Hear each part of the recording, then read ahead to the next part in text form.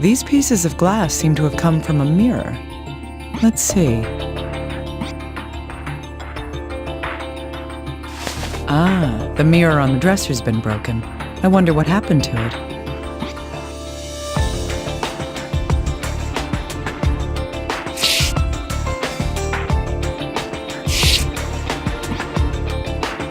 It's an ordinary package of breath mints. You can get them anywhere. Still.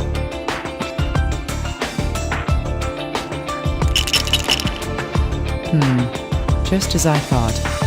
These aren't mints in here.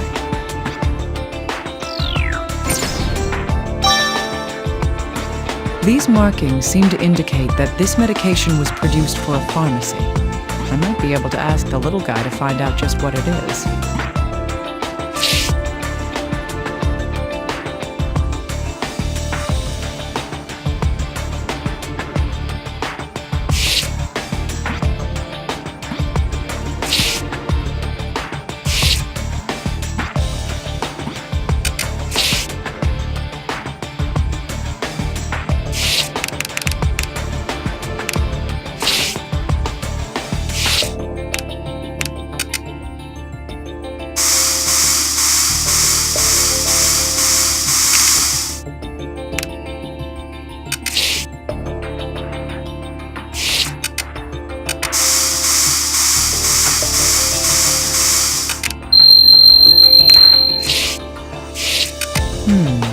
Broken glass? It seems to have come from the mirror on the dresser. A reaction to the luminaire. It seems there's something here that isn't part of the broken mirror. That it's the same earring that the man who had found the body had stolen. But what would this be doing here?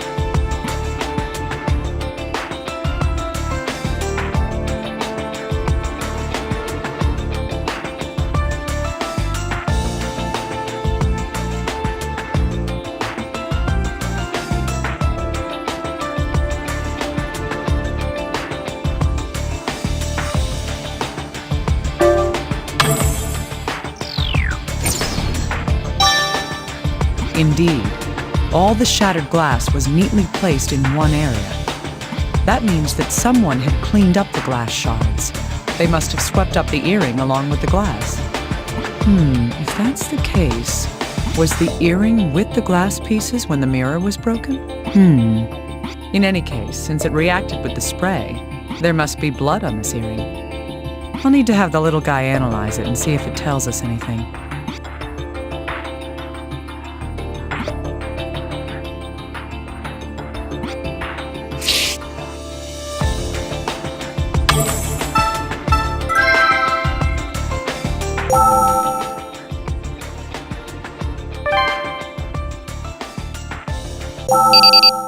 Dr. Kimishima, we've received the interview with the truck driver from the accident.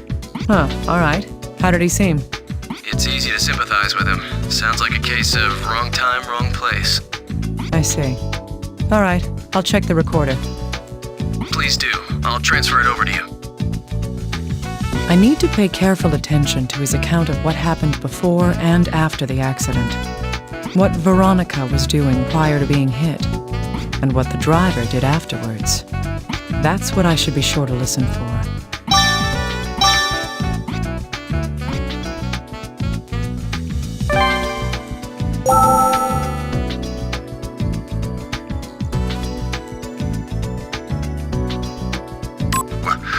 What do you want? I didn't do anything. I don't know. A woman. That woman. It's not my fault. I was supposed to drive a shipment to a nearby town. Damn it, they forced me to... Damn it, they forced me to do it. Why the hell would someone be sleeping in the middle of a mountain road? Why the hell?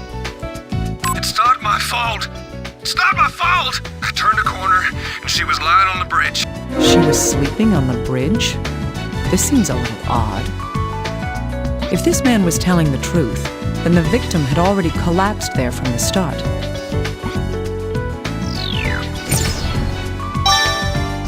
It doesn't seem like he was lying, but what in the world does this mean?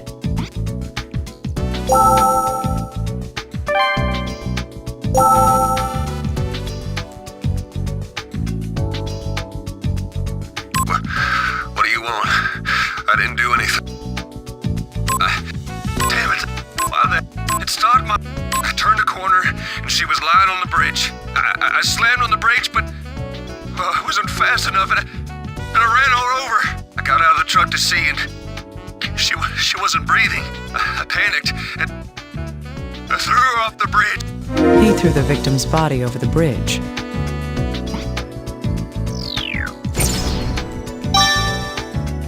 This means that the victim wasn't knocked off the bridge by being struck by a vehicle.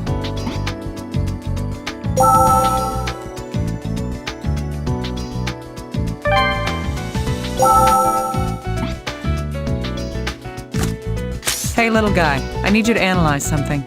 Sure, send it over to me. I see. There's blood on it. The DNA matches the victim as well. Also, this metal fitting seems warped. Could it be worn out from use? That doesn't seem to be the case. Look again at the bloodstain. The bloodstain? It's not on the ornament. It's on the needle part that goes through the ear. If there's blood there that matches the victim, then the earring was...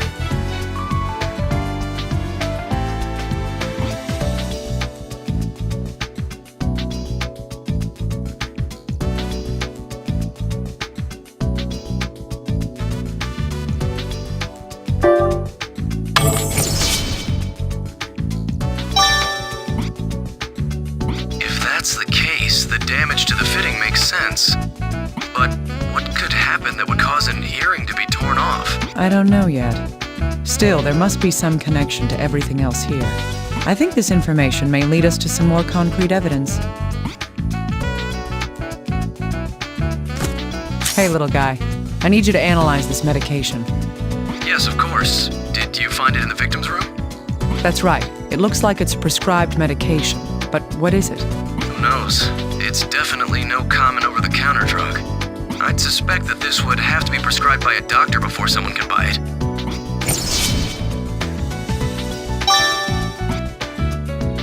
Was the victim suffering from some kind of injury or disease? If our analysis continues, we may find something out.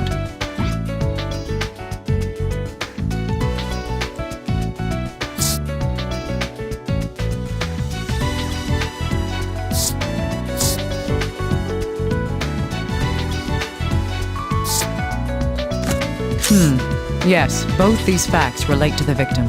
If I were to sum up the driver's account prior to the accident, the victim was...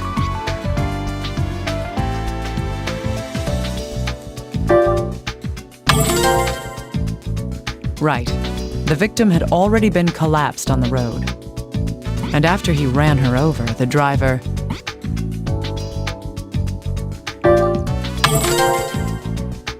Yes, he threw the victim over the bridge. Little guy, what's the FBI's opinion about this? He's already admitted to killing her. Why would he lie about that? Indeed. His account coincides with the evidence I had found as well. Huh? What evidence? Well, if she had been standing when she was hit by the truck, the fractures to her bones would have indicated a strong impact from one certain direction. In this case, nothing of that sort was observed. I see. What about the shattered skull, then? The skull fractures are consistent with a strong impact to the top of the head. It would be unnatural for it to have been due to a car accident. Considering what happened to the victim, it can be deduced that something else caused that fracture. That is...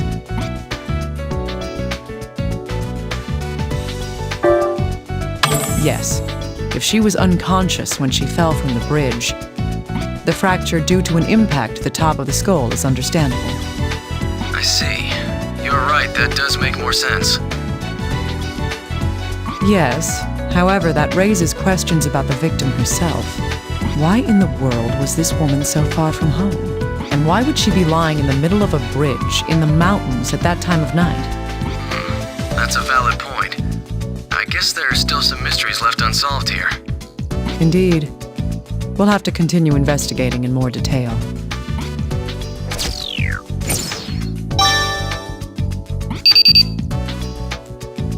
Oh, Dr. Kimishima, we were able to look into the parents' injuries. Good job. What did you find? Yes, there were records that the parents had been going to a hospital, like you said. Let's see, it looks like they'd started being frequent visitors to the hospital 2 months ago.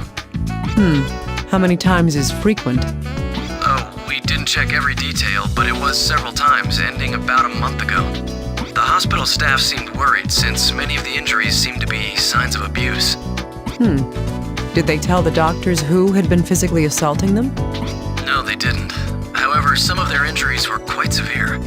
The mother seemed to have suffered some visual impediments due to a wound on her eye. I see. Further investigation is required to determine who had been abusing them.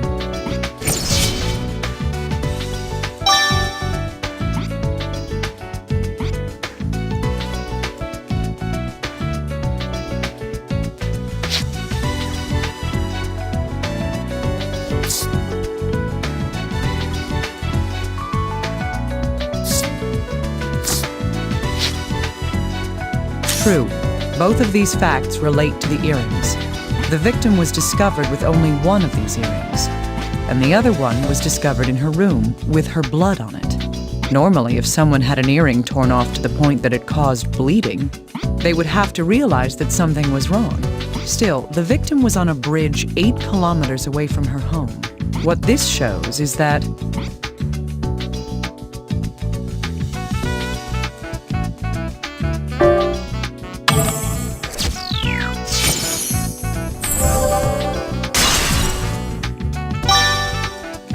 that's right. She didn't leave this room by her own will. She was probably forced out of here by someone else. That could explain how one of the earrings was left in the room. But why would whoever abducted her leave her on a bridge 8 kilometers away? I feel like there's a lot of truth that remains to be uncovered.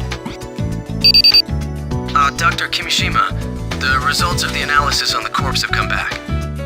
Good. Did they find anything new? It looks that way.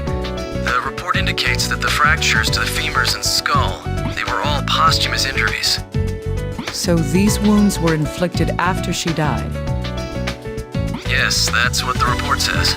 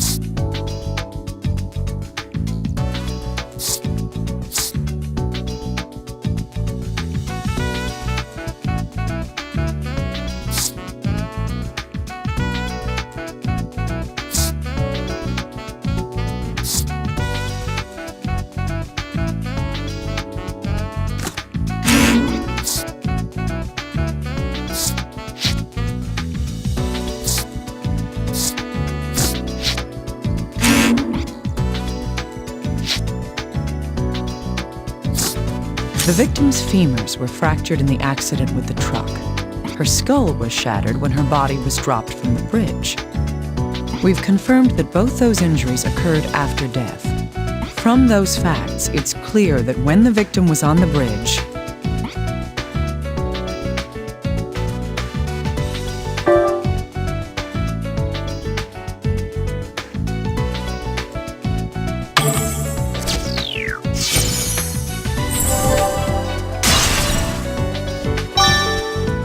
yes, even if she hadn't been run over by the truck, she was already dead. That means that the driver was telling the truth in his interrogation. Then does that mean that she was kidnapped from her room, murdered, and then had her corpse dumped on that bridge? I don't know that just yet. We'll need to investigate a little more.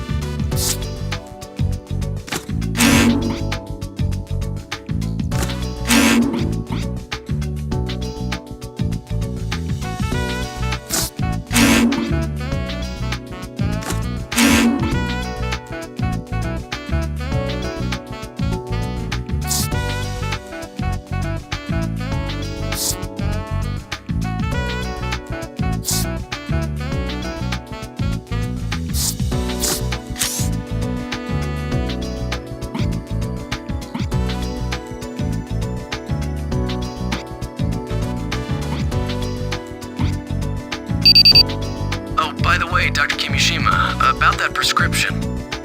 Did you find something out?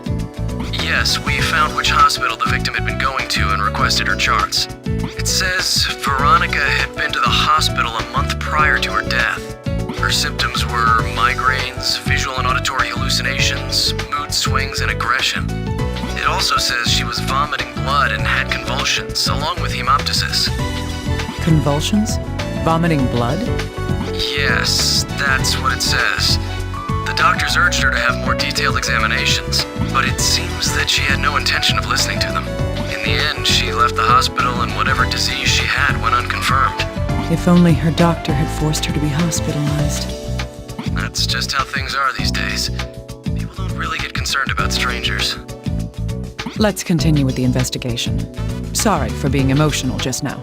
In any case, we don't know what disease she had. Judging from her symptoms, it was something severe. I agree. If we find anything out, I'll be sure to let you know immediately. You do that. It may give us another hint in solving this case.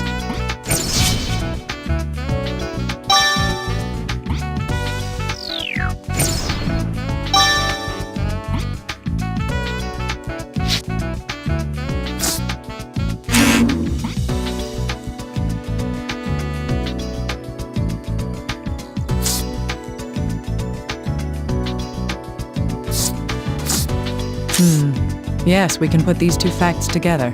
According to the chart from the hospital, the victim's condition caused her to vomit blood. If she had continued to vomit blood after her hospital visit, that would explain the bloodstains on her clothing.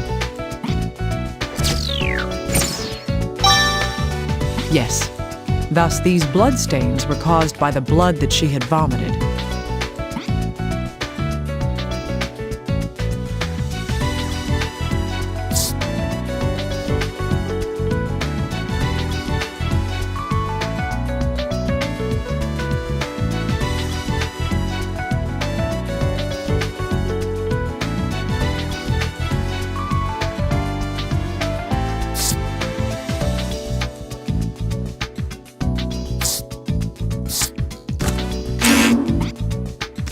We can deduce the victim's physical state from this information. First, the pathological changes. There's no knowing what disease she had. However, if this discoloration of the bones shows the existence of a focus, it's safe to assume that whatever disease she was suffering from was in an advanced state. The massive bloodstains on her clothes came from her vomiting blood. There aren't many conditions that cause that much hemorrhaging. From these 2 points alone, I conclude that she was already in terminal condition. Even if she hadn't been killed, she was already on the brink of death. I see. I feel sorry for her. But if that's the case, then why? Why was she kidnapped? I still have my doubts about that, actually. Did the murderer kidnap her? Or did that even happen? What do you mean? Whatever the case, she was definitely taken from her home before she died. The question now is what happened between the time she was taken until the car accident. Right, I follow you. Once we know that, we should finally be able to see the real truth behind this case. Little guy, I'm going to check the victim's room one more time. I thought you might want to, so I have a new tool ready for you. Someone's prepared. And what kind of present do you have for me? It's not the most appropriate gift for a lady, but it's aluminum powder for finding fingerprints. There are some useful additions to the mixture. Ah, great. I'm impressed. I'm glad you like it. Spread the powder anywhere that looks suspicious and shine your investigation light on it. And that'll make any fingerprints stand out? All right, I'll give it a try. Good luck. Well then.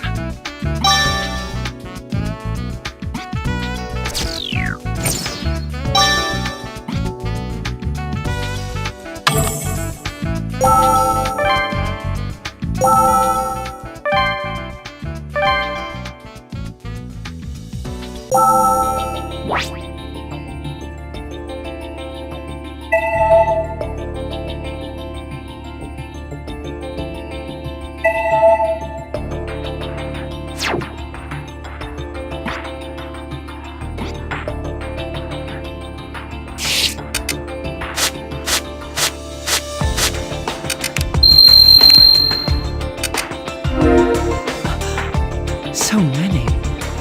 These are all the same fingerprints. It's likely they belong to the victim.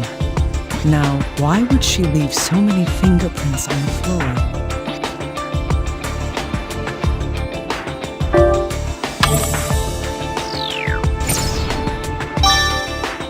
Yes, she was probably crawling on the floor to move around. The prints indicate she was heading towards...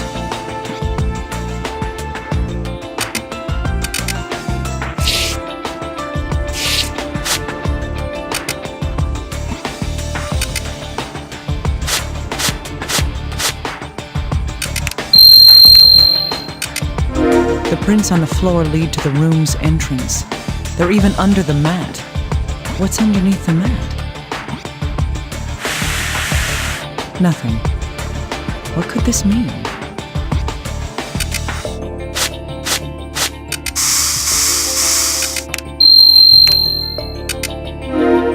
Just as I thought.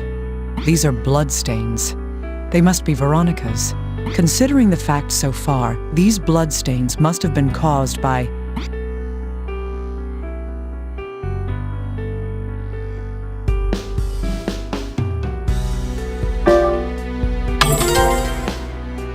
Yes, Veronica's clothing was covered in blood that she had vomited. The amount of blood here is more than would be a fatal loss in most people. But there's something odd about these bloodstains. Blood is a liquid. It should be evenly spread across the floor. If there was one reason for the bloodstains to be shaped like this, it would have to be...